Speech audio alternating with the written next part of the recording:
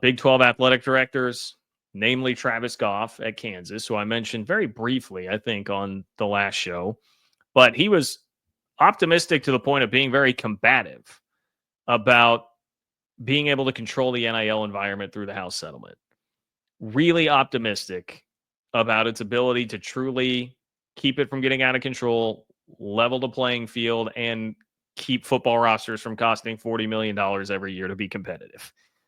That's the basic idea there if you want to have optimism about it. But is that a very naive point of view? Because there are many, including some people that I spoke to, that would suggest that it is just way, way too naive of a viewpoint. So let's dive into this, like our Big 12 athletic directors, because Travis Goff is not the only one. He may have been the only one that was popping off with his Twitter fingers the other day about this, but he is far from the only one to feel this way, or at least to hope that he feels this way. Like, that's where it'd be interesting, I think, to know truth serum wise, deep down, do these athletic directors really, really feel like the enforcement entity will have teeth and be able to control this? Or is it just wishful thinking, hope casting, wish casting? A lot of different phrases that you could use these days to try and describe what that is. I think it's fair to wonder that a bit.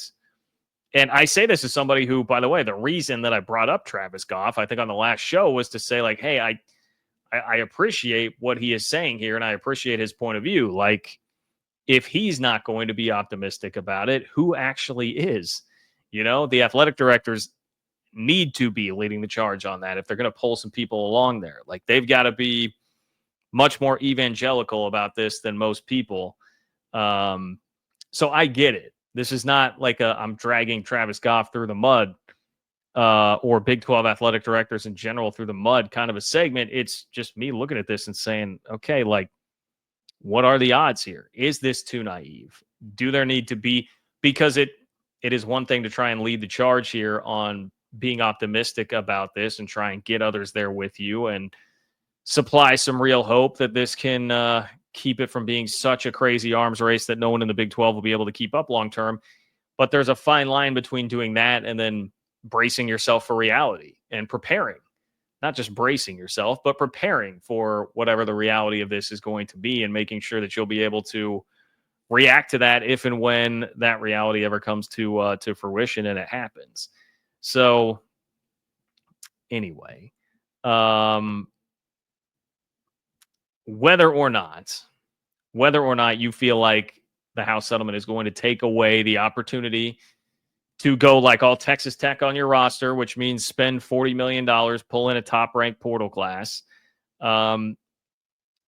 which can be a good thing for the Big 12. And we're going to talk about that later. Dan Wetzel wrote a really good article about that. You can look at that and say that levels the playing field, because Texas Tech would not be able to pull in a number one portal class if we had the portal 10 years ago, because they couldn't just overspend for it, right? They couldn't just get crazy with the money for it. So you can argue that that's a bad thing for the Big 12. But I think most of the Big 12, at least these athletic directors, are very much in the mindset of like, man, but yes, if that opportunity is out there, maybe in the short term that affords us some opportunities. But long term, we just will not be able to keep up with that. Like, we can't do that over the long haul. I absolutely cannot do that. And that's I think where a lot of that perspective comes from. So let's try this. Here was the first one. I don't know which order of these is actually better, of the Travis Goff tweets here. This first one. So On3, an article from On3. Power 4 schools will have $13 to $16 million to spend on football, but top budgets will touch 25 to 30. Will the price of an elite quarterback change? Hell no, the price for a quarterback isn't changing. So yeah, this article is kind of about, again, like everybody, some pessimism on what everybody thinks will happen in light of the House settlement. Like, hey man, it's not going to change these rosters. These big time boosters are already spending all this money. Good luck getting them to actually back off of this once that cat has already been let out of the bag.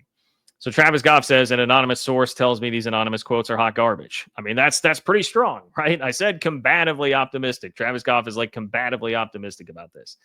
If we took them too seriously, you would think our industry wants this new chapter to fail. Now, that I can get behind with Travis Goff, regardless of what you think about how naive his point of view may or may not be. There are a lot of quotes that are pretty ferociously projecting what they think will happen here. I can understand how you would get the feeling that there are people out there who like really want this to fail. And I mean, there are some. I think there are some media members who are like, so pro player, which I am very much pro player getting paid, but I think there are some that are like so pro player getting paid that it does come across like they're really rooting for this to fail and for the players just to complete free market, keep earning and earning and earning. I think that does create a lot of problems. I think we do need some semblance of, people hate the term guardrails. I think it would make it better for most involved if that happened. But if I'm Travis Goff, I would be looking at this too and feeling like, God, it feels like people really want this to fail. Now, he says the quiet majority is bullish on where we're heading. Is it the quiet majority? Is that a fair statement? I don't know. I don't know if that is a fair statement or not, to say that it's the quiet majority. But he is the one athletic director I mentioned that really got out there and got after it on Twitter. So maybe that's just a reference to like, hey, all these other ADs feel the same way I do. They're just not going to come out and make these sort of statements. This was the longer one from Travis Goff. Said, I've never read more dramatic anonymous source quotes than those used in these types of articles. The sky is falling. Schools are going to spend $1 billion on rosters. We don't stand a chance. Cut the crap. We griped about the old world, and some are throwing their hands up before we even get started in this next chapter. Settlement is strong. Plan is solid. Hope we can do our part to give it a chance.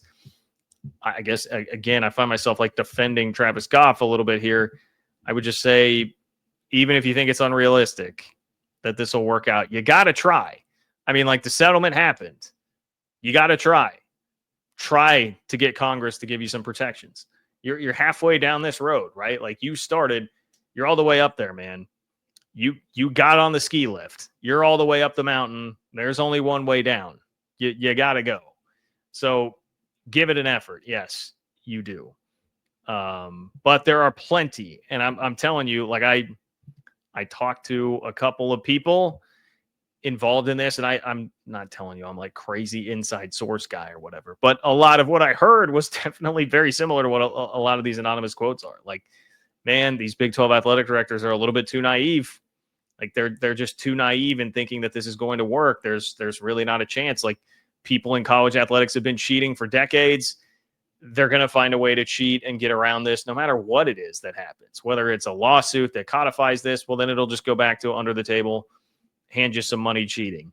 Or even if it does codify, it'll be one thing that I heard that was, I was like, oh man, that's actually kind of a brilliant workaround that people I'm sure have thought about, is if, say, they're denying your NIL deal for being fair market value because the student athlete is not doing enough appearances for you or whatever, we just load up the contract with like, oh, they're going to do 5 appearances a week for me in the off season or whatever. Well, knowing in the back of your mind, you have no intention of holding them to that. So you can get the deal approved for more money because they're doing more things, and then not hold them to that, with the idea being, how in the world would Deloitte or the College Sports Commission be able to track every NIL deal? Like, how do you quality control that?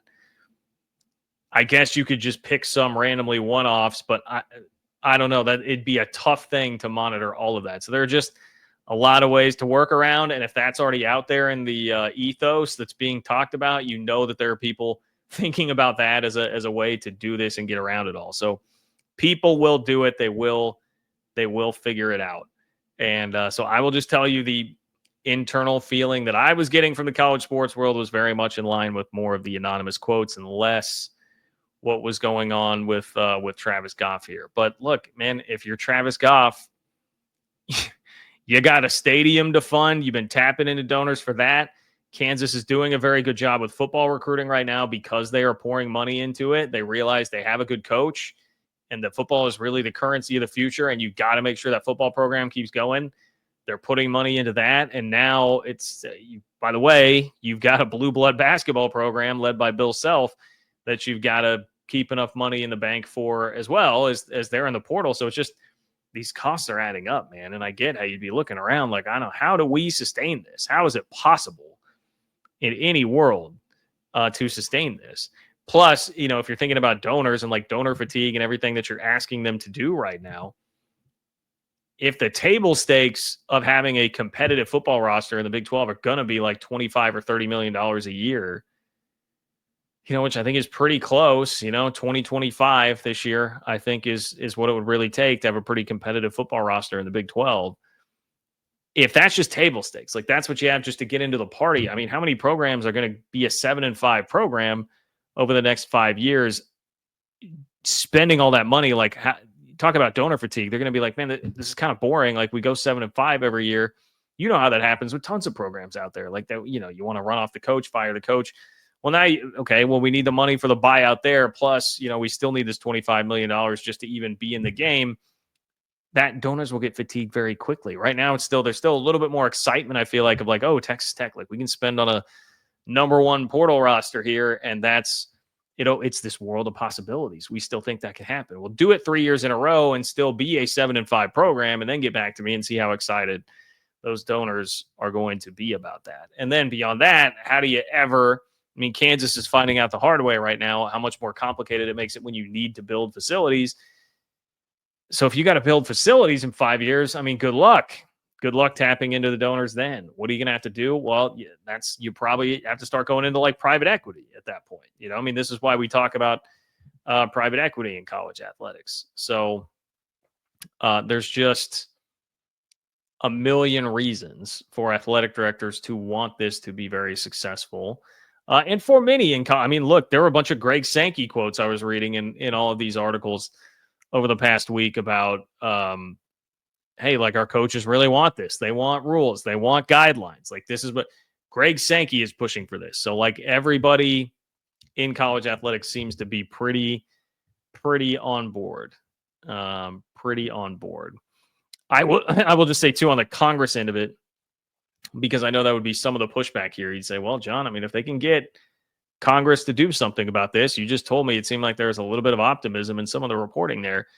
If they can get Congress to do this, like they should in a lot of ways be fine. Well, I would say one, I just outlined some of the ways they could still cheat. People will definitely still try to cheat and figure out some way to get around it. But two, some of the folks I talked to still shared so much of the obvious pessimisms about even getting something done in Congress, which, that makes sense. I don't know that it's fair to push back on anybody who's just like, hey, dude, people with D's in front of their name and R's in front of their name have to come together and agree on something and agree on a bill to make that happen. So have fun with that. I'm going to bet on the other side, and I'm going to come out a winner more often than not. So, yeah, that's sort of the situation. I'm sure Big 12 athletic directors are not, getting caught completely with their pants down here and have some preparations or are thinking about all sorts of different options.